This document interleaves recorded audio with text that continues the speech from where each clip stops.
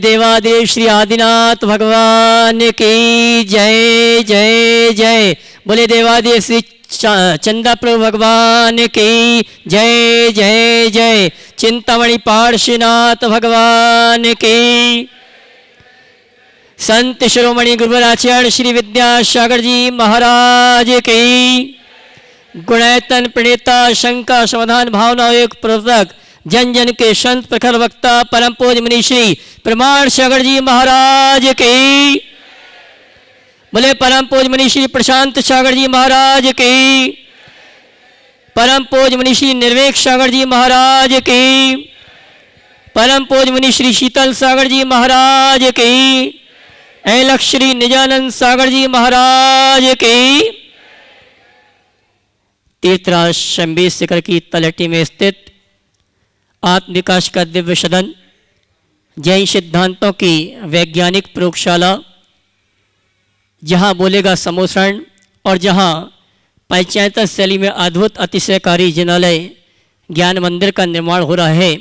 ऐसे गुणायतन से TV channel का विश्व विख्यात बहुचर्चित शंका समाधान का कार्यक्रम हम और आप प्रारंभ करें। उसके पूर्व गुणायतन और श्री शिवायतन परिवार शंका समाधान में उपस्थित समस्त श्रावक श्राविकाओं का हार्दिक अभिनंदन स्वागत करता है।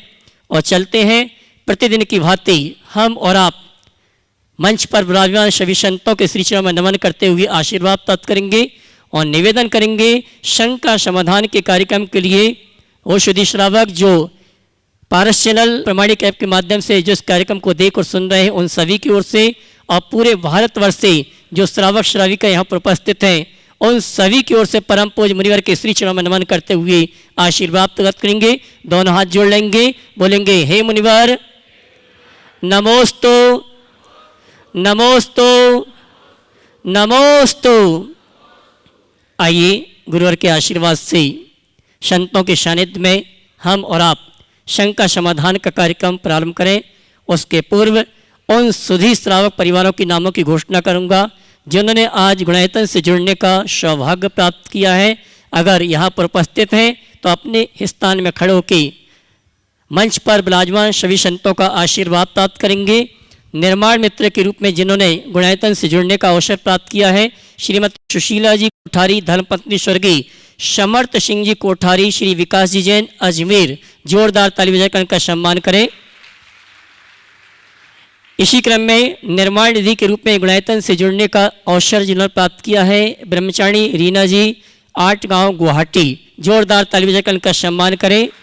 और जिन्होंने गुणायतन के लिए स्वर्ण दान देकर अपने भविष्य को स्वर्णमय रूप प्रदान किया है ओवर्षी वैन, मयूरबाई दाणी, झलक शीतल निहार समस्त परिवार, बड़ौदा गुजरात, इन्होंने स्वर्ण दान देकर अपने भविष्य को स्वर्ण रूप प्रदान किया है। इनके लिए जोरदार ताली बजाकर सम्मान करें।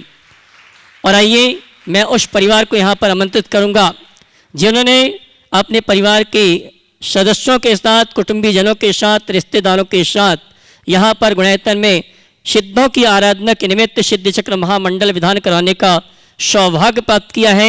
मैं सम्मान सहित आमंत्रित करूँगा अशोक नगर निवासी पंसारी परिवार से विधान पुण्याजक परिवार श्री मुकेश जी पंसारी।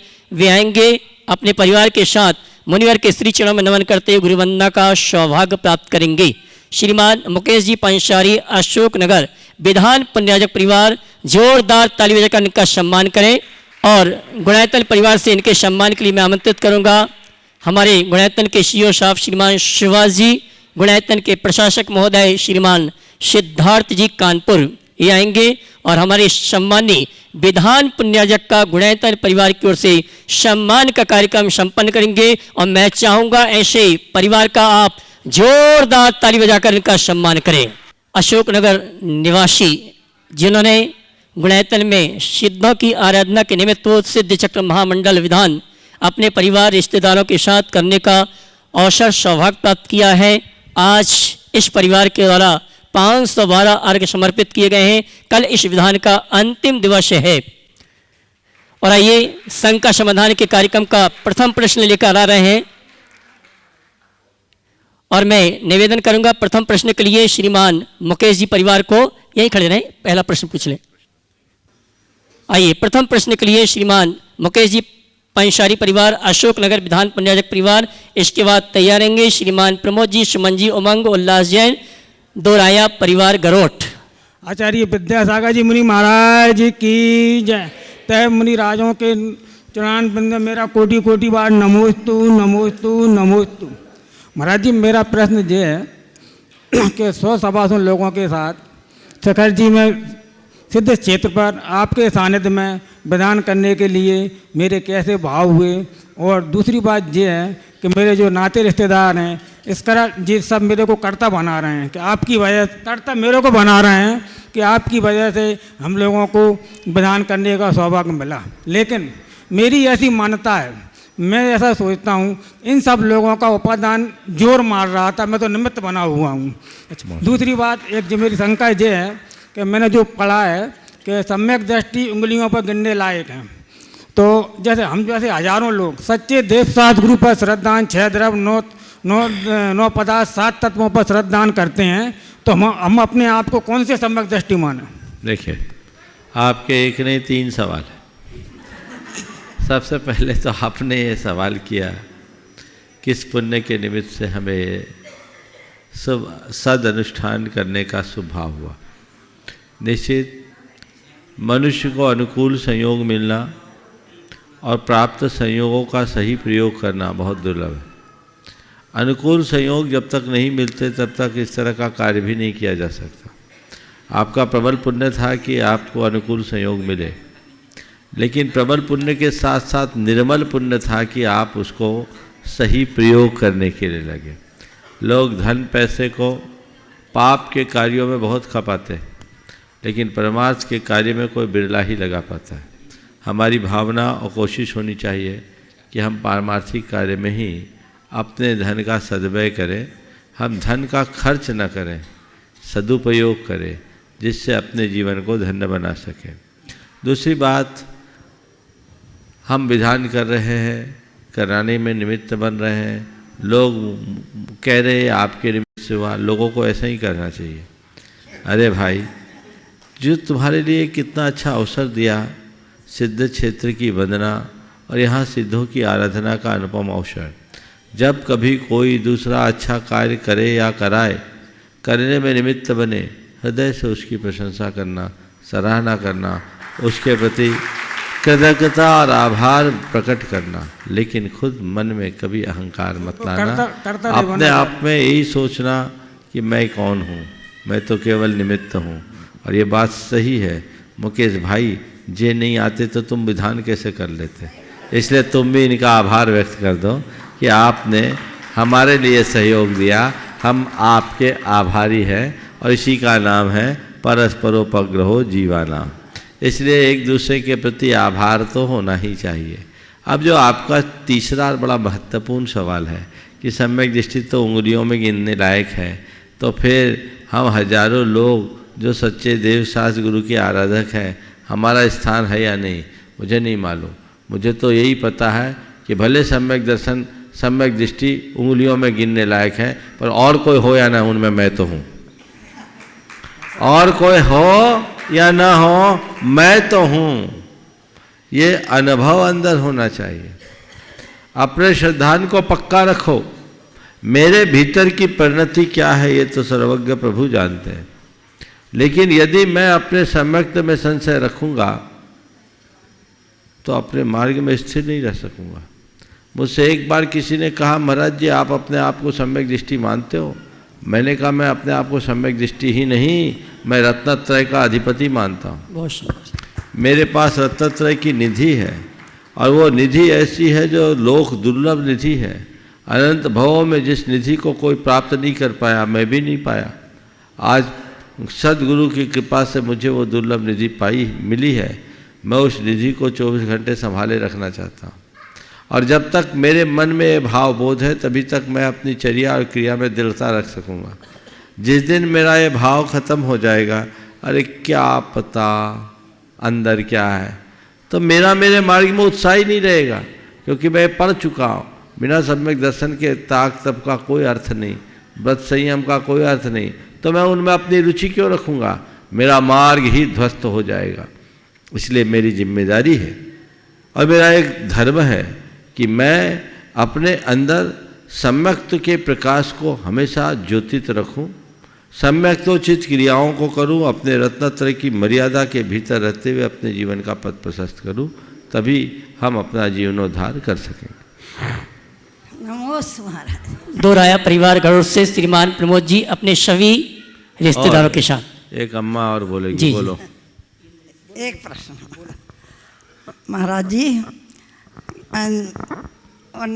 चक्रवर्ती सूर्य के दर्शन करते हैं, आकृतिम चैत्यालों के दर्शन करते हैं, तो आज के श्रावक कहते हैं कि सूर्य के दर्शन करके भोजन कर लेना चाहिए, शिखर के दर्शन करके भोजन कर लेना, जबकि सफर वगैरह में ऐसा नहीं है। हाँ। जो लोग इस प्रसंग का उल्लेख करते वो सही तरीके से नहीं करते। वो तो कर्क संक्रांति के दिन सूर्य का बिंब है, उसका अवलोकन चक्रवर्ती करता है। सूर्य विमान में जो बिंब है वो नेत्रेंद्र के उत्कृष्ट उपशम के विषय को बताते हैं। इसका मतलब ये नहीं है कि वो चक्रवर्ती सूर्य के ही दर्शन करते होंगे, भगवान के दर्शन नहीं करते होंगे। इसलिए जो अपना कर्तव्य है वो कर्तव्य करना चाहिए। देव दर्शन तो देव दर्शन से ही होगा, शिखर के दर्शन से देव दर्शन की क्रिया पूरी नहीं होती। नहीं, वो ट्रेन वगैरह हम बोलते हैं, इसलिए ब्रेक जर्नी करो, भागते हुए का दर्शन करो। चलो चलिए अगले प्रश्न के लिए दोहराया परिवार गरुड़ से श्रीमान प्रमोद जी अपने सभी रिश्तेदारों के साथ, उसके बाद तैयार रहेंगे चंदेरी से सभी यात्री अमित जी चंदेरी जी के साथ। नमोस्तु गुरुवर। मेरा एक प्रश्न है कि आज के इस आधुनिक ज़माने में जो दिगंबर लड़के लड़कियां हैं वो अब मदिरा सेवन करके पीताम्बर बन गए हैं, तो उनको वापस दिगंबर कैसे बना जाए और आपके मुखारविंद से ऐसा कुछ हो जाए कि जो आने वाली जनरेशन है वो कभी पीताम्बर बने ही ना। दूसरा प्रश्न ये है मेरा कि जब भी कोई व्यक्ति जाने अनजाने में जमीकंद आदि खाकर और ये खेने वगैरह खाकर अपना भगवान का अभिषेक और चरण छूते हैं तो उनको किस तरह का पाप लगता है? देखिए, पहले तो दिगंबर के साथ पीताम्बर शब्द का आपने प्रयोग किया है ना। आदि का सेवन करके पीताम्बर पीने वाले मतलब पीताम्बर चलिए इसे पीताम्बर शब्द का प्रयोग न करें तो अच्छा है। लेकिन बात सही है कि जैन होने के उपरांत यदि कोई व्यक्ति मदिरा आदि का सेवन करते हैं तो उनके प्रति हमें क्या दृष्टि रखनी चाहिए। सबसे पहली बात तो ये है कि भटकाव किसी में भी आ सकता है। हमें चाहिए कि जिनके मन में भटकाव आया है उनमें बदलाव लाए और जो बचे हुए हैं उनमें ठहराव लाए। जिनमें भटकाव है उनमें बदलाव की संभावना है और जो साधारण है उनमें ठहराव, ये जरूरी है। और ये तभी संभव होगा जब हम संस्कारों का शंखनाद करेंगे। बचपन से बच्चों के हृदय में हम अपने जीवन की मर्यादा का पाठ पढ़ाएं, उन्हें उनके मर्यादा का बोध कराएं। मर्यादा बोध होने से वे अपने जीवन की सीमा रेखा को समझते हैं, क्या करना क्या नहीं करना इस बात को जानते हैं और उनकी भटकाव की संभावनाएं कम हो जाती है। उन्हें हम वैसा ही वातावरण दें और उन्हें उनकी संगति के प्रति भी बहुत सावधान करें। यदि ऐसा करते हैं तो वो भटकाव उनका रुक सकता है। कदाचित जो भटक गए हैं, ऐसा नहीं है कि जो भटक गए वो बहक ही गए। भटकने वाले लोगों को बदला भी जा सकता है। यदि हम प्यार से उन्हें समझाएं, संबोधें तो उनके जीवन में बड़ा बदलाव आता है। मेरे संपर्क में ऐसे सैकड़ों युवक हैं, अनेक युवतियां हैं जिनमें ऐसा भटकाव कभी था और आज ऐसा बदलाव आया जिसे देखकर कोई मान भी नहीं सकता कि कभी इनके साथ ऐसा भी कुछ था। तो हम भटकाव में बदलाव लाएं और जो शेष है उनमें ठहराव लाने की कोशिश करें तो जीवन में ये सब कुछ घटित होगा। और दूसरा जो आपने सवाल किया कि जमीकंद आदि का सेवन करने वाले लोग भगवान का स्पर्श करते हैं, उन्हें स्पर्श करने देना चाहिए या नहीं। मैं कहता हूँ उनका भगवान का स्पर्श मत छुड़ाओ, उनकी जो अशुद्धियाँ हैं उनको दूर करो। धीरे धीरे प्यार से समझाने से वो हट सकते। बिन्हार में आए चंदेरी के सभी यात्री अमित जी चंदेरी जी के साथ और उसके बाद तैयार रहेंगे शपन जी, सुमन जी, वाइशाय अहमदाबाद। सपन जी सुमन भाई शाह अहमदाबाद। मुनि संघ के चरणों में चंदेरी जैन समाज एवं समस्त कठरिया परिवार का करबद्ध नमोस्तु नमोस्तु नमोस्तु इच्छामि महाराज जी। मेरा प्रश्न व्यवहारिक संदर्भ में है कि अगर महाराज श्री पैतृक संपत्ति के बंटवारे में अगर भाई लोग बेईमानी करते हैं तो क्या वो बेईमानी का पैसा फलीभूत होता है, और इस कर्म के द्वारा क्या उनको कौन सा पाप कर्म का बंध होता है? अरे बेईमानी तो कहीं भी फलीभूत नहीं होता, फिर पैतृक संपत्ति में करेंगे तो और फलीभूत नहीं होगा। किसी की अमानत में खयानत करना या किसी की संपत्ति को गलत दृष्टि से हड़पने का प्रयत्न करना, ये घोर अनैतिक कर्म है, और ऐसा कर्म करने वाला महान पाप का बंधक होता है। हमारे शास्त्रों में ऐसे लोगों के लिए नरकायु और तिर्यंचायु के बंध के योग्य बताया है। तो वो लोग अपनी दुर्गति सुनिश्चित कर रहे हैं, ऐसा समझना चाहिए, और ऐसी बातों को देखकर जीवन में एक संकल्प लेना चाहिए कि हमें कभी ऐसा कृत्य नहीं करना। ओम। श्रीमान सपन जी सुमन जी शाह परिवार अहमदाबाद शायद नहीं है। वीनी जैन भवानी मंडी, उसके बाद तैयार रहेंगे श्रीमान विनोद जी मखदूम जयसिंहपुर कोल्हापुर आसपास के ग्रामों से जो महाराष्ट्र से श्रावक आए हैं सभी के साथ। सभी मुनिराजों को त्रय बार नमोस्तु नमोस्तु नमोस्तु। महाराज जी, जिस तरह समय निरंतर चलता रहता है, कभी थकता नहीं, कभी रुकता नहीं, कभी डगमगाता नहीं, तो हम क्या करें ऐसा कि हम भी समय की तरह बन सकें? बहुत अच्छा सवाल किया। समय अनवरत गतिमान है, ऐसा हम क्या करें कि समय की तरह चल सके। कुछ मत करो, केवल समय को पहचान लो। जो समय को पहचानता है वही समय के साथ चल पाता है, और समय उसका ही साथ देता है। हम लोगों की बड़ी कमी है कि हमें अपने समय का बोध ही नहीं, न मूल्य न महत्व। इसलिए हमारा समय कैसे बीत जाता है पता ही नहीं चलता। व्यर्थ के कामों में हमारी शक्ति नष्ट होती है, और जो असल काम है वो हमारे हाथ से छिटक कर रह जाता है। तो हम व्यर्थ के कामों में उलझने की जगह अच्छे कार्यों में उत्साहित होकर कार्य करेंगे तो इस तरह की दुविधाएं कभी भी निर्मित नहीं होंगी। नमोस्तु गुरुदेव। महाराष्ट्र के जयसिंह कोल्हापुर और आसपास के ग्रामों से पधारियों सभी महाराष्ट्र के श्रावक श्रीमान विनोद जी मखदूम जी के साथ, उसके बाद अगली शंका के लिए श्रीमान सुभाष जी सीओ साहब गुणायतन। गुरुकुल प्रणेता परम पूज्य 108 समंतभद्र जी महाराज द्वारा स्थापित श्री बाहुबली विद्यापीठ की ओर से और हमारी दिव्यांग संस्था की ओर से गुरुवर के चरणों में कोटि कोटि नमन करता हूँ। हमारे जो दिव्यांग साथी जन आए हैं उनको भी यहाँ पे उपस्थित होने के लिए आमंत्रित करता हूँ। आप खड़े हो जाए। महाराज जी, हमारा प्रश्न है कि हम दिव्यांग लोगों को लेकर यहाँ पे आपके दर्शन के लिए आए हैं। हमारा प्रश्न है कि गुरुकुल शिक्षा प्रणाली का महत्व अनन्य साधारण है। हमारे बाहुबली में जो छात्र पढ़ते हैं वो लौकिक शिक्षा के साथ नैतिक शिक्षा ले रहे हैं, लेकिन आज समाज की मानसिकता ये जो गुरुकुल प्रणाली है उससे दूर जा रही है, उनकी मानसिकता कम हो रही है। ये आगे के समाज के लिए क्या उचित रहता है? और दूसरा प्रश्न है कि गुरुकुल शिक्षण प्रणाली और आज की शिक्षण प्रणाली के बारे में आपके अनमोल विचार हमारे लिए बहुत ही महत्वपूर्ण होगा। गुरुवर के चरणों में कोटि कोटि। भारत की जो प्राचीन शिक्षा प्रणाली थी वो गुरुकुल प्रणाली ही थी, जहाँ किताबों को रटाया नहीं जाता था, जीवन का विज्ञान सिखाया जाता था।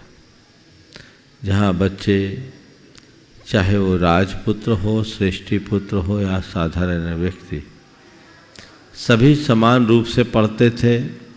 और भारत में उस समय शिक्षा का स्तर बहुत अधिक था, हर कोई शिक्षित होता था, और वो शिक्षित होने के बाद इस लायक हो जाता था कि वो अपने और अपने परिवार का भरण पोषण कर सके।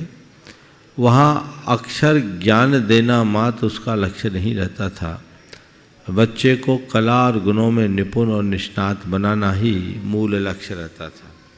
मनुष्य जैसे जैसे अपने कला गुणों में निपुण होता है वैसे वैसे उसके कौशल का विकास होता है और यही उसके आगे के जीवन के निर्वाह का मूल आधार बनते। अंग्रेज़ों ने इस व्यवस्था को छिन्न भिन्न कर दिया और 1856 के बाद से जो हमारी शिक्षा नीति में बदलाव आया उसका परिणाम हम सबके सामने है। आज गुरुकुल प्रणाली तो छिन्न भिन्न हो गई क्योंकि उस नीति को प्रतिबंधित कर दिया गया था अंग्रेज़ों के द्वारा। वर्तमान में जो भी शिक्षा पद्धति हो मैकाले के अनुसार है और धीरे धीरे अंग्रेजी माध्यम के प्रति बढ़ते हुए झुकाव ने हमारी पीढ़ियों की मानसिकता को बुरी तरह बिगाड़ दिया। नतीजा हम लोगों के सामने है। इससे बचने के लिए कई बार गुरुदेव ने भी कहा है कि हमें वही प्राचीन पद्धति को आगे बढ़ाना चाहिए। देश में ऐसे कई जगह गुरुकुल संचालित हो रहे हैं जहाँ बिना किसी उपाधि के बिना किसी डिग्री के बच्चों को पढ़ाया जाता है और उन्हें आदमी बना करके एक अच्छा नागरिक बनाने का प्रयास किया जा रहा है, लोग कर रहे हैं। तो काश ऐसी प्रवृत्ति को हम बढ़ावा दें तो चीज़ें हमारे अनुकूल हो सके और हम बेहतर भारत का निर्माण कर सकें। वर्तमान में आपने गुरुकुल की बात की। समंतभद्र महाराज की बड़ी कृपा रही है समाज में, जहाँ उन्होंने अनेक शिक्षण संस्थान खोले जिसका नाम गुरुकुल के रूप में रहा। पर उसमें भी विडंबना ये है, नाम तो गुरुकुल है पर शिक्षा की प्रणाली तो वही है जो अंग्रेज़ों के द्वारा संचालित रही है। और चूँकि लोगों का रुझान अर्थकरी विद्या पर है, अब लोग बिना डिग्री के नौकरी कैसे मिलेगी, इस चक्कर में उस तरफ भागते हैं और उसका ही दुष्परिणाम होता है कि पटवारी के लिए यदि कहीं कोई वैकेंसी निकलती है तो पीएचडी करने वाला उसमें एप्लीकेंट बनता है। तो ये बड़ा एक उपहास है वर्तमान शिक्षा पद्धति का। तो हमें इन सब बातों को ध्यान में रखना चाहिए। हमारे धार्मिक सामाजिक संगठनों के द्वारा जो शिक्षण संस्थान चल रहे हैं उनका स्तर हमें और ऊंचा उठाना चाहिए और समाज का रुझान ऐसे शिक्षा संस्थानों में अपने बच्चों को दाखिल करके उनके उज्जवल भविष्य को सुरक्षित रखने का प्रयत्न करना चाहिए। गुणायतन के शिव साहब श्रीमान सुभाष जी पूनम जी, उसके बाद तैयार रहेंगी बहन नंदिनी दीदी पथरिया। ओम। मंच पर विराजमान सब श्रद्धेय मुनिराजों के चरणों में शत नमन। गुरुदेव, ऋषभ विहार दिल्ली में कैलाश पर्वत की प्रतिरूप तैयार किया जा रहा है। इस कार्य में वहाँ की कमेटी, वहाँ के श्रावक ऋषभ विहार के और हमारे परमाणी समूह के हमारे कुछ ट्रस्टी, गुणायतन के ट्रस्टी भी बहुत काफ़ी सहयोग दे रहे हैं गुरुदेव। तो इसमें काफ़ी पुरुषार्थ भी कर रहे हैं, काफ़ी दिनों से तैयारी चल रही है, काफ़ी सुनने में आ रहा है इसके बारे में। तो इसमें ये सब प्रतिरूप बनाना कितना धर्म सम्मत है और इससे कितनी प्रभावना होगी, जितना पुरुषार्थ वो लोग कर रहे हैं, क्या इसका परिणाम होगा गुरुदेव? देखिए, बहुत अच्छा कार्य कर रहे हैं। हमारे यहाँ पंचतीर्थ मूल माने जाते हैं, सम्मेद, श्री गिरनार, कैलाश, चंपा, पावापुर। सम्मेद, श्री गिरनार, चंपा, पावापुर, कैलाश। तो ये हमारे तीर्थ हैं, सम्मेद शिखर, गिरनार, चंपापुर, पावापुर और कैलाश। इन पांचों तीर्थों की ये निर्वाण भूमि है। इसकी संरचनाएं कई स्थानों में की गई। लोगों ने पंचतीर्थ की संरचना की और भाव वंदना वहाँ हम कर सकते हैं। अच्छी बात है, दिल्ली में कैलाश पर्वत की स्थापना की। चूँकि कैलाश पर्वत पर तो जा पाना आज के समय में संभव है ही नहीं, लेकिन यदि इस तरह का कुछ कार्य कर रहे हैं तो बहुत अच्छी बात है। मुझे आपके ही माध्यम से ऐसा मालूम पड़ा है कि वहाँ कुछ हो रहा है। पर दिल्ली वालों से कहूँगा, दिल्ली के लोग बहुत समर्थ हैं और उसमें भी ऋषभ विहार तो और भी समर्थ हैं। तो अब कर ही रहे हो तो ऐसा कर दो कि पूरा कैलाश ही दिखे। और टेक्नोलॉजी में ऐसी व्यवस्थाएं हैं, आप केवल एक स्ट्रक्चर खड़ा ना करें, ऐसा कुछ कर सकते हैं। आज अगर आप सही उपयोग करें तो लोग कुछ पल के लिए भूल जाए कि हम किसी और दुनिया में हैं, उन्हें लगे साक्षात कैलाश पर्वत पर है। और यदि ऐसा करते हैं तो वो हम सब के लिए बहुत अच्छा है। बहन नंदिनी दीदी पथरिया, उसके बाद बहन दीक्षा दीदी कोतमा।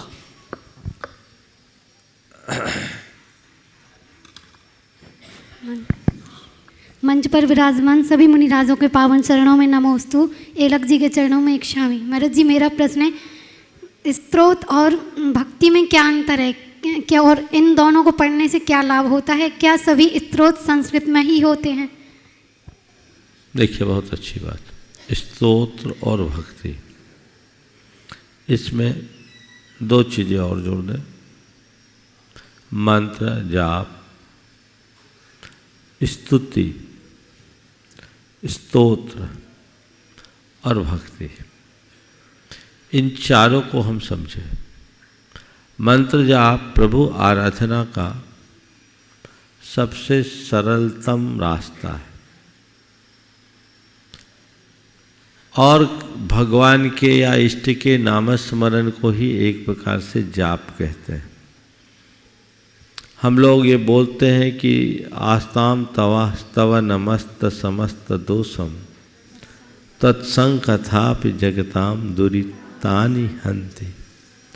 सभी प्रकार के दोषों से रहित आपके स्तवन या स्तुति की बात तो बहुत दूर रहे, आपकी तो चर्चा भी हमारे पापों को नष्ट कर देती है। तो मंत्र जाप या नामस्मरण कर्म क्षय का बड़ा कारण है। दूसरा, स्तवन, जब हम अपने इष्ट के अल्प गुणों को बढ़ा चढ़ाकर बखान करना शुरू करते हैं तो वह स्तुति बन जाती है। स्तुति का मतलब अपने इष्ट के प्रति अनुराग से प्रेरित होकर अच्छे उद्गारों की अभिव्यक्ति।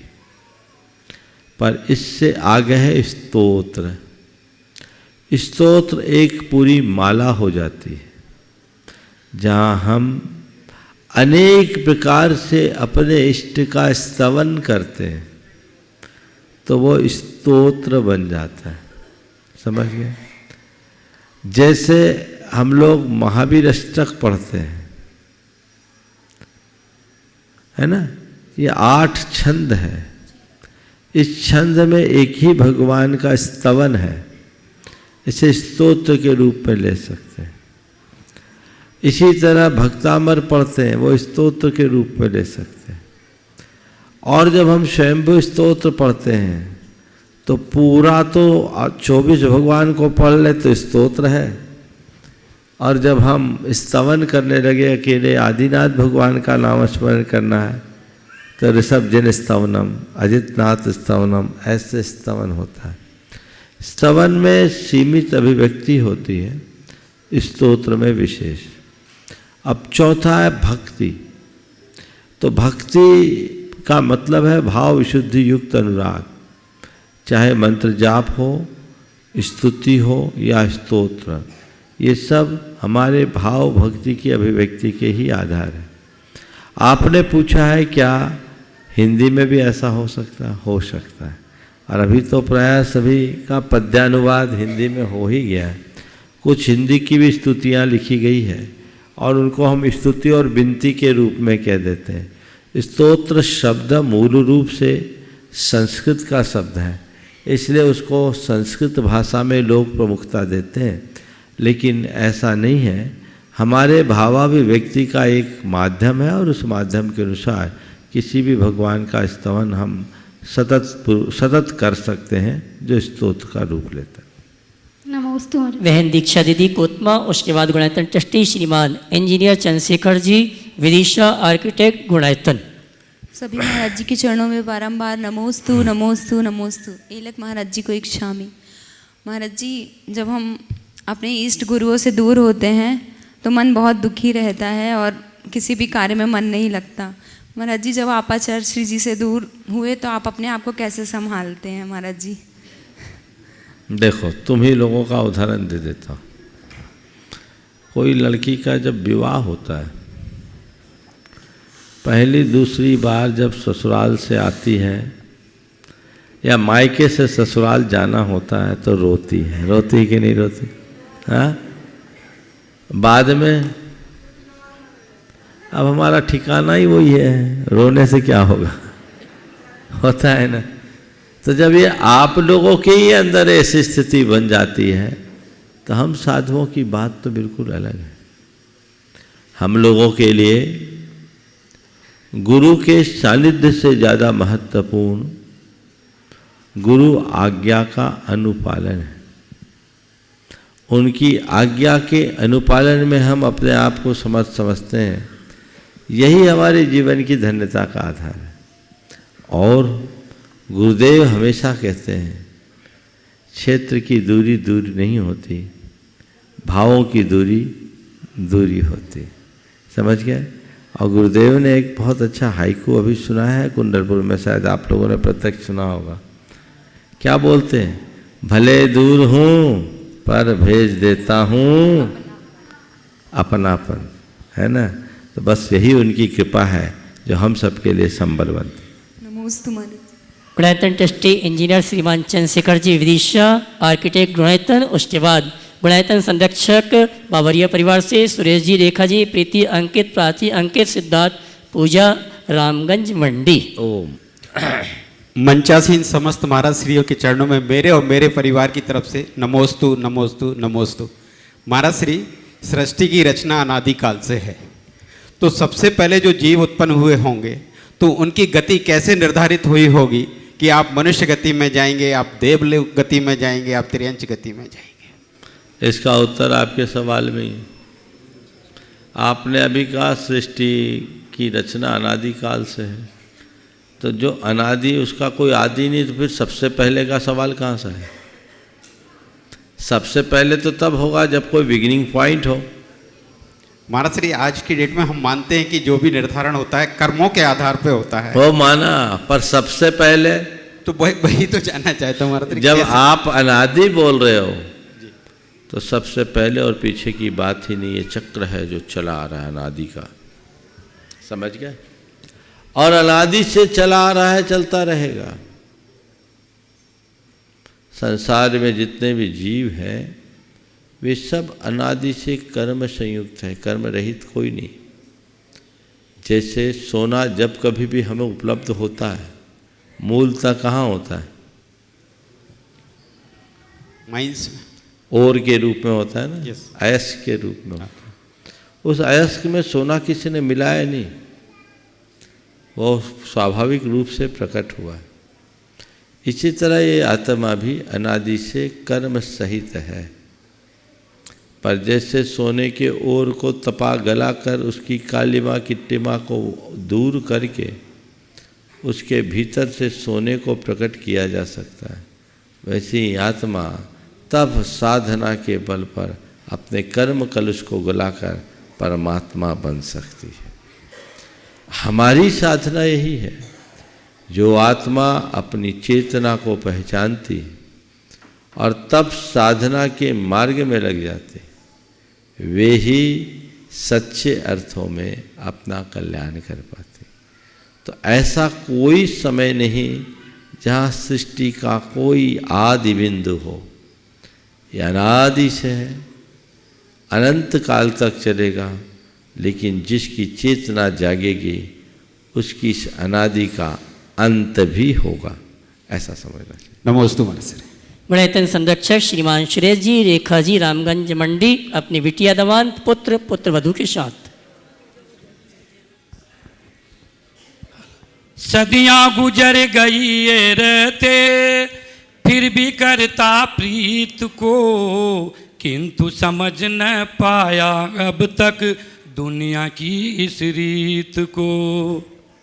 चल प्रपंच का बना हुआ है, चल प्रपंच का बना हुआ है, केवल माया जाल रे, पीछे खड़ा लुटेरा अपनी पूंजी जरा संभाल रे। महाराज जी, एक तो कहते हैं कि सबको छोड़ो, और फिर ये कौन सी पूंजी को संभाल के रखना है? क्या तिजोरी में रखने वाली है, क्या दूसरी कोई पूंजी है? देखो, बहुत अच्छी बात है। सब कुछ छोड़ने की बात भी कर रहे हैं और संभालने की भी बात कर रहे हैं। मैं भी आपसे ही कहता हूँ, जो तुम्हारा उसे संभालो और जो तुम्हारा नहीं है उसे छोड़ो। हम लोगों के साथ मुश्किल ये है कि जो हमारा नहीं है उसे सहेजने में लग जाते हैं, और जो हमारा उस पर हम ध्यान ही नहीं देते। दूसरे शब्दों में कहूँ, जिसका कोई मूल्य है लोग उसके पीछे पागल होते हैं, पर जो अमूल्य है उसे पहचानते भी नहीं। धन दौलत संपत्ति जो कुछ है इनका मूल्य है, और मूल्य चुका कर इन्हें दोबारा हासिल भी किया जा सकता है, लेकिन अपनी आत्मा को, आत्मा के गुणों को हम मूल्य दे करके नहीं पा सकते। इस जीवन को मूल्य देकर नहीं पा सकते, ये अमूल्य है। और जो इस अमूल्य के मूल्य को पहचानते हैं वो सोचते हैं कि बस जो कुछ है यही है। हम धन वैभव के पीछे 24 घंटे हैं, काश गुण वैभव को पहचान कर उसके लिए कुछ उद्यम करते हैं तो ये सारी दुविधा खत्म हो जाती। तो उसे बचाओ जो तुम्हारा है, उसे छोड़ो जो तुम्हारा नहीं। और आइए चलते हैं मंच पर विराजित संतों की शंकाओं के माध्यम से शंका समाधान के कार्यक्रम को गति प्रदान करेंगे। और निवेदन करूंगा एलक श्री निजानंद सागर जी महाराज इच्छामी सहित, जो एक शंका में बहुत सी शंकाओं का समाधान प्राप्त करते हैं, एलक श्री निजानंद सागर जी महाराज। इस शंका समाधान का कार्यक्रम समाज में धर्म का प्रकाश फैलाना है, संस्कारों का प्रकाश फैलाना है, देश विदेश में ज्ञान का प्रकाश फैलाना है। ये भी एक स्वाध्याय का अंग है। तत्वाय सूत्र में वाचना, प्रच्छना, अनुपेक्षा, आमना और धर्मोपदेश 5 प्रकार से स्वाध्याय के भेद बतलाए हैं। तो आज मैं महाराज जी से ही पूछूंगा कि स्वाध्याय करते समय हमें किन किन बातों का ध्यान रखना चाहिए जिससे हम धर्म के मर्म को, आत्मा के रहस्य को समझें। आचार्य जिनसेन स्वामी ने, जयसेन आचार्य ने स्वाध्याय के समय 5 बातों का ध्यान रखने का बताया है। शब्दार्थ, मतार्थ, नयार्थ, आगमार्थ और भावार्थ। तो हम किस प्रकार से इनको समझें पांचों को, क्योंकि लोग स्वाध्याय तो सभी लोग करते हैं, कराते हैं, परंतु धर्म के मर्म को, शास्त्रों के रहस्य को, आत्मा के असली स्वरूप को बहुत कम लोग ही जान पाते हैं। धन्य है मुनिराज जिन्होंने स्वाध्याय करके अपनी आत्मा के असली स्वरूप को जाना ही नहीं बल्कि अनुभव किया है। ऐसे मुनिराजों को नमोस्तु करके यही पूछना है कि हम भी स्वाध्याय करके अपनी आत्मा के असली स्वरूप को कैसे जानें, किस प्रकार से शब्दार्थ, मतार्थ, आगमार्थ, नयार्थ और भावार्थ को प्राप्त करें, किस प्रकार शब्द ब्रह्म से अर्थ ब्रह्म, अर्थ ब्रह्म से ज्ञान ब्रह्म को जाने। नमोस्तु महाराज जी। बहुत अच्छा सवाल किया है। अब इनके सवाल के 2 पहलू हैं, पर मैं दूसरे की ही चर्चा करता हूँ, पहले को गौण करता हूँ। स्वाध्याय करते समय जब हम अर्थ निकालें तो शब्दार्थ, नयार्थ, मतार्थ, आगमार्थ और भावार्थ, ये 5 बिंदुओं को जब तक हम नहीं जानेंगे तब तक हम सही अर्थ नहीं निकाल पाएंगे। एक शब्द का अर्थ होता है, उसको हम बोलेंगे शब्दार्थ। जैसे आप लोग तत्वार सूत्र पढ़ते हो, एक सूत्र आता है न देवाहा। अगर किसी संस्कृत के ज्ञाता से इस सूत्र का अर्थ पूछोगे तो ये बोलेगा देव नहीं होते हैं, ये अर्थ निकलेगा और उसमें उसके अलावा कोई अर्थ ही नहीं है। पर यही अगर किसी जैन आगम के ज्ञाता से पूछोगे तो वो कहेगा देव नपुंसक नहीं होते। वहाँ लिखा तो कुछ नहीं है, लिखा नहीं है, लेकिन अभिप्रेत यही है, प्रसंग पेदों का चल रहा है। तो इस तरीके से जो पूर्वापर बातों को जोड़कर अर्थ निकालता है वही सच्चे अर्थों में आगम का अभ्यासी बनने का गौरव पाता है। जो इस तरीके से नहीं कर पाता वो बीच में ही अटक भटक जाता है। तो हमारे जीवन में इस तरह का कोई अटकाव या भटकाव ना आए, इसलिए शब्द के अर्थ को देखो, फिर नए के अर्थ यानी किस अभिप्राय से, किस दृष्टि से, किस विवक्षा से ये बात कही जा रही है, इसको देखो। फिर इसके बाद देखिए कि इसका आगम का आधार क्या है, आगम में इस बात को क्या कहा जाता है। फिर मत, इसका निष्कर्ष निचोड़ क्या निकलता है, हमारा मत, हमारा सिद्धांत इस संदर्भ में क्या कहता है। और फिर है इसका भाव यानी सार क्या है। जब पांचों चरणों में हम देखते हैं तब कहीं किसी शब्द का सच्चा अर्थ निकाल पाते हैं, अन्यथा लोग अर्थ का अनर्थ कर देते हैं। और आजकल यही हो रहा है, कहीं की बात को कहीं से जोड़ देने से मामला गड़बड़ होता है। इसलिए स्वाध्याय करते समय हमें इन बातों का ध्यान रखना चाहिए और ऐसे ही व्यक्ति के श्रीमुख से स्वाध्याय करना चाहिए जिसको आगम का पूर्ण अधिकार हो और इन पांचों बातों का ध्यान रखता हो। साथ ही आपने पूछा स्वाध्याय करते समय हम किन बातों का ध्यान रखें। सबसे पहला काम, स्वाध्याय करते समय विनय का ध्यान रखें। विनय के बिना ज्ञान की प्राप्ति नहीं होती। जिनवानी को आप अपने नाभि से ऊपर रखें, पैरों में जिनवानी न रखें, हाथ पांव छूते हुए, हिलते हिलाते हुए स्वाध्याय न करें। कंधे में लटका करके लोग लेकर के चलते हैं जैसे वो स्कूल की पुस्तक है, ये ठीक नहीं। नाभि से ऊपर रखनी चाहिए, उसे हृदय से लगाओ या सिर पर रख करके चलो, उत्तम यही है। तो विनय का पूर्ण ध्यान रखना चाहिए, उच्चारण की शुद्धि रखनी चाहिए और विनय बहुमान पूर्वक जिनवानी को पढ़ना शुरू करना चाहिए और एक समय तय करके पढ़ना चाहिए, कम से कम इतने दिन तो पढ़ें और एक ग्रंथ पूर्ण करने के बाद ही दूसरे ग्रंथ को पढ़ना चाहिए। नहीं तो आज लोगों ने आदि पुराण पढ़ा, कल हरिवंश पुराण पढ़ा, परसों पद्म पुराण, चौथे दिन उत्तर पुराण और पांचवें दिन एक नया पुराण रच दिया, तो ये मामला गड़बड़ हो जाता है। प्रसंगों को पूरा करेंगे तो ही उसका सही लाभ मिलेगा। अगली शंका के लिए निवेदन है परम पूज्य मुनिवर शीतल सागर जी महाराज के श्री चरणों में। ओम नमः सिद्धिभ्यां।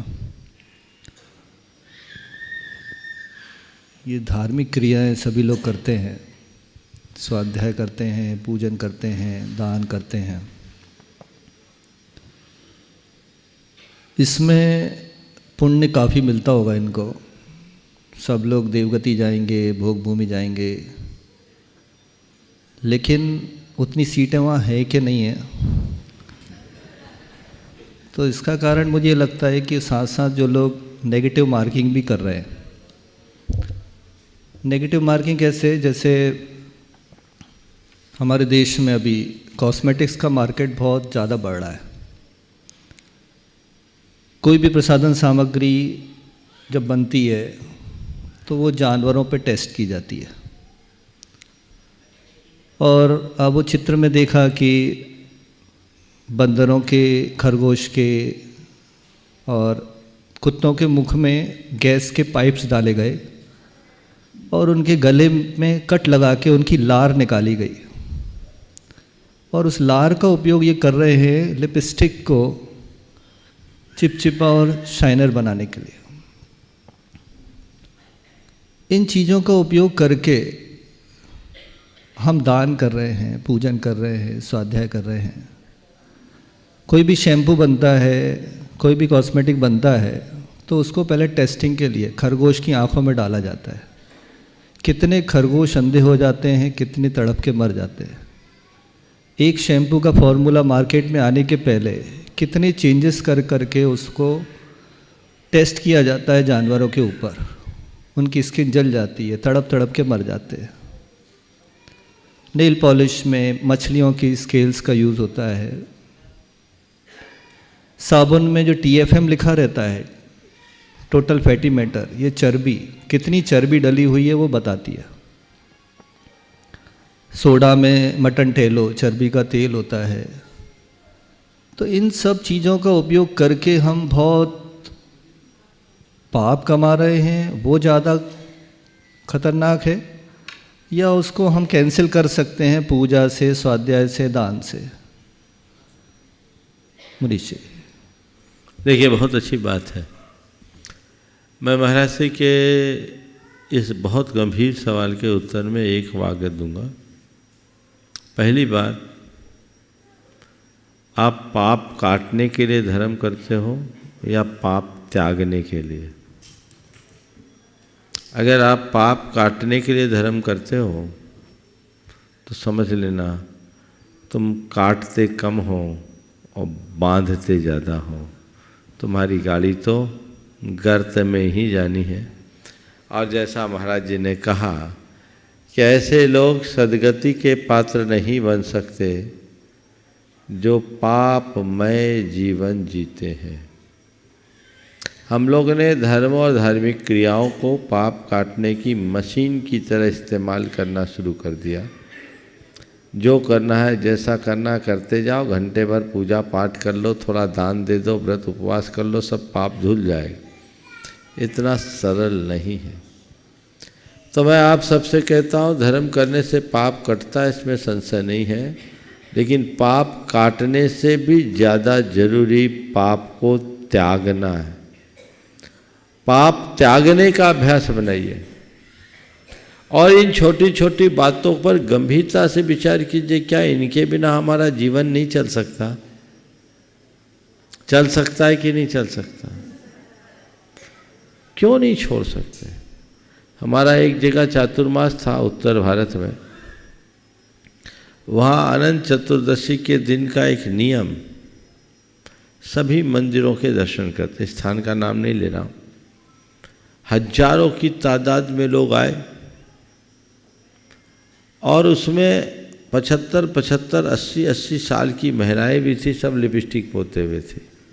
अनंत चतुर्दशी का दिन, चूँकि बुंदेलखंड से निकल करके पहली बार उधर जाना हुआ, यह दृश्य देखा, थोड़ा सा अटपटा सा लगा। मैंने जब लोगों से पूछा तो बोला, महाराज इसमें 80% महिलाएं उपवासी होगी। अनंत चौदस का दिन उपवास कर रहे हो, सब मंदिरों के दर्शन करने जा रहे हो, पर लाली पोत के ही जा रहे हो। ये अंधानुकरण है। ऐसे कृत्यों से अपने आप को बचाइए।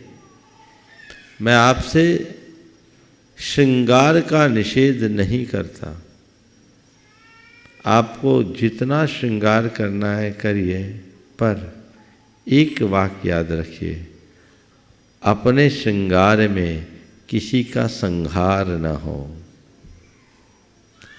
वही श्रृंगार अपनाने योग्य है जिससे औरों का संहार बचे टले। ये तो केवल एक मन का भ्रम है, इनसे बचना चाहिए। इनका प्रयोग कम से कमतर होना चाहिए। वैकल्पिक रूप में बहुत सारी चीज़ें ऐसी जो हर्बल के रूप में प्रसिद्ध हो गई, जिनके संदर्भ में कहा जाता है कि ये पूरी तरह से प्राकृतिक है और इनका उत्पादन बगैर किसी परीक्षण के होता है। यदि ऐसा है तो मैं उसका निषेध नहीं करता। आपके श्रृंगार और साज सज्जा से हमें कोई गुरेज नहीं। हमें तो केवल एक ही बात का दुख है कि कम से कम किसी की हत्या तो उसमें न हो। और ये सब कार्य, बुरा मत मानना, महिलाओं द्वारा ज़्यादा होते। जबकि आप महिला हो, आपके पास माँ का हृदय है, आपके हृदय में अधिक संवेदना होनी चाहिए, संवेदनशीलता होनी चाहिए। ये चीख पुकार उन मूक प्राणियों की तुम्हारे कानों में क्यों नहीं गूंजती? उनकी कराह और आह तुम्हें क्यों नहीं सुनाई पड़ती? यदि ये बात तुम्हारे दिल में बैठ जाए तो फिर कभी इस तरह के प्रसाधन सामग्री के आलंबन की आवश्यकता ही नहीं पड़ेगी। प्रकृति ने खुद तुम्हें सजा कर भेजा है। अपने प्राकृतिक रूप को निखारने की कोशिश करो तो जीवन धन्य होगा। बाकी ये तो हमारी खुद की केवल मान्यता है कि ऐसे में हमारा लुक अच्छा लग रहा है, ये उचित नहीं है। तो मैं पुनः कहूँगा अपने हृदय को संवेदनशील बनाए और पाप से बचने का भाव जगाए, पाप को त्यागे। जब तक पाप को नहीं त्यागते तब तक जीवन आगे नहीं बढ़ सकता। अंदर से ऐसा भाव होना चाहिए कि मुझे इस तरह के कोई भी सामग्री का प्रयोग नहीं करना जिसमें किसी प्रकार की प्रत्यक्ष अप्रत्यक्ष हिंसा हो। इससे आप बचेंगे, तभी अपने जीवन को बेहतर बना सकेंगे। अगली शंका के लिए मुनिश्री निर्वेक सागर के स्त्री चरण में बारंबार आप सभी की ओर से नमोस्तु नमोस्तु। प्रासंगिक विषय को पुष्ट करते हुए एक और थोड़ी सी शंका इसी में रख देते हैं। ये हम सभी जानते हैं कि रात्रि भोजन करना पाप बंध का कारण है, किंतु एक व्यक्ति जो घर में रात्रि भोजन कर रहा है और एक व्यक्ति तीर्थ क्षेत्र में आकर के रात्रि भोजन कर रहा है, दोनों को एक जैसा पाप बंध होता है या उसमें कुछ तारतम्यता है? जब कभी हम तीर्थ क्षेत्रों पे जाएं, क्या वो क्रियाएं जो हमारे लिए गृहस्थ आश्रम में घर में करते हैं बाहर करें, इसमें कितना पाप का अंतर होता है, पाप बंध का? इस विषय को महाराज बहुत अच्छी बात पर महाराज श्री ने ध्यान आकृष्ट किया। तीर्थ क्षेत्र पावन भूमि के रूप में जाना जाता है, माना जाता है, और तीर्थ क्षेत्र में व्यक्ति को सामान्य जीवन से हटकर जीना चाहिए। अगर हम सामान्य जीवन की तरह तीर्थ क्षेत्र में भी अपना जीवन बिताएं तो इससे बड़ी विडंबना और कुछ नहीं होगी। मैं तो अनेक बार ये बता चुका हूँ कि तीर्थ क्षेत्र में आओ तो संयमी बनो, सदाचारी बनो और रोज़मर्रा की जीवनचर्या से हटकर कुछ करना शुरू करो, जीना शुरू करो। जब आप वैसा करेंगे तभी तीर्थ क्षेत्र में आपको कोई लाभ होगा। बेहतर तो ये कि तीर्थ क्षेत्र में आए तो एकासन पूर्वक रहें, पूजा पाठ भजन भक्ति में अपना समय बिताएं, ताकि आपका सारा समय पुण्यमय हो और वो आपके जीवन में व्यापक बदलाव ला सके। पर ऐसा न भी हो तो कम से कम अभक्ष वस्तुओं का सेवन और रात्रि भोजन से तो बचें। मुझे तब बड़ा आश्चर्य होता है कि शिखर जी की वंदना करने वाले लोग भी नीचे उतरकर आगे पीछे कुछ न कुछ अपने पेट में डालते रहते हैं। ये सब चीज़ें महान पाप बंध का कारण है। हमारे तीर्थ क्षेत्र की असाधना का भी हेतु, वो जितना कर्म को झड़ाते हैं उससे कई गुना बांध लेते हैं। इसलिए हमारे शास्त्रों में लिखा है, अन्य क्षेत्रे कृतं पापम धर्म क्षेत्रे विनश्यति, धर्म क्षेत्रे कृतं पापम वज्रलेपो भविष्यति। अन्य क्षेत्र में किए गए पाप को तो हम धर्म क्षेत्र में नष्ट करते हैं, लेकिन धर्म क्षेत्र में यदि कोई पाप करेंगे तो वज्रलेप होगा। यहाँ पाप धोने आए हो या पाप बांधने, ये आपको तय करना है। संकल्पित हो जाइए कि मुझे यहाँ पर रात्रि में कुछ भी ग्रहण नहीं करना। जब आप इसको बचा पाएंगे तभी अपने जीवन में कुछ अच्छा कर सकेंगे। महाराज जी का देव। और आइए आप सभी की ओर से परम पूज्य मुनिवर प्रशांत सागर जी महाराज के श्री चरणों में नमोस्तु नमोस्तु नमोस्तु। एक जिज्ञासा है धर्म ध्यान को लेकर के। तत्वासूत के अलावा सर्वा सिद्धि राजवाड़ तेग धवला में गुणस्थान 4 से धर्म ध्यान स्वीकार किए हैं। वहाँ भेद नहीं किया गया है। गुणस्थान 4 में 2, 5 में 3, आगे और ज़्यादा। ये भेद मात मिलता है 24 ठाना में, जो कि ग्रंथ कहलाता है संकलित। इसमें आपके बारे में जानना चाहता हूँ। देखिए, आगमों में गुणस्थान परक धर्म ध्यान के भेद का कोई विशेष वर्णन नहीं है। एक कथन के अनुसार तो धर्मम अप्रमत्तस्य ऐसा उल्लेख तत्वानुशासनम ग्रंथ में मिलता है कि अप्रमत्त संयत को ही धर्म ध्यान होता है। जिनने चौथे से माना उनके मैं बता रहा हूँ, वहीं आ रहा हूँ। और दूसरी तरफ हमारे शास्त्रों में चतुर्थ गुणस्थान से धर्म ध्यान माना। धर्म ध्यान के भेदों में कौन सा भेद कहाँ होगा कहाँ नहीं होगा, ये किसी भी मूल आगम के कर्ता के द्वारा देखने को नहीं मिला। धर्म ध्यान का विधान जरूर लिखा और तत्वार सूत्र ने तो स्वामी ही नहीं बताया कहाँ है कहाँ नहीं। तो ये चीज़ें हैं, अब ये परंपरा से चली आ रही है। आपने हमने सबने अपनी शुरुआत 24 ठाना से की है, तो हम लोगों को वही रटा हुआ है और जो रटा गया है वही आगे बढ़ाते जाएं, उसी में सार है। क्योंकि हमें गुरुदेव ने पढ़ाया, गुरुदेव को भी गुरुजी ने पढ़ाया, ये चला आ रहा है। 100-150 साल की परंपरा तो अभी 24 ठाना की है ही, तो ये चल रही है सो चल रही है, पर इसका कोई ठोस आधार नहीं दिखता कि आवृत्ति को विपाक विषय धर्म ध्यान होता है कि नहीं होता, इसका कहीं संस्थान विषय धर्म ध्यान होता है कि नहीं होता। इस बात का वर्णन किसी मूल शास्त्र में देखने को नहीं मिलता। आपकी दृष्टि में कहीं आया हो तो जरूर बताएंगे। इस प्रकार आज के इस सत्र को परम पूज्य गुरुदेव के चरणों में नमन अर्पित करते हुए यहीं पर विराम। बोलिए परम पूज्य आचार्य गुरुवर श्री विद्यासागर जी। जय जय जय। बोले परम पूज्य मनीषी प्रशांत सागर जी, निर्वेक सागर जी, शीतल सागर जी महाराज की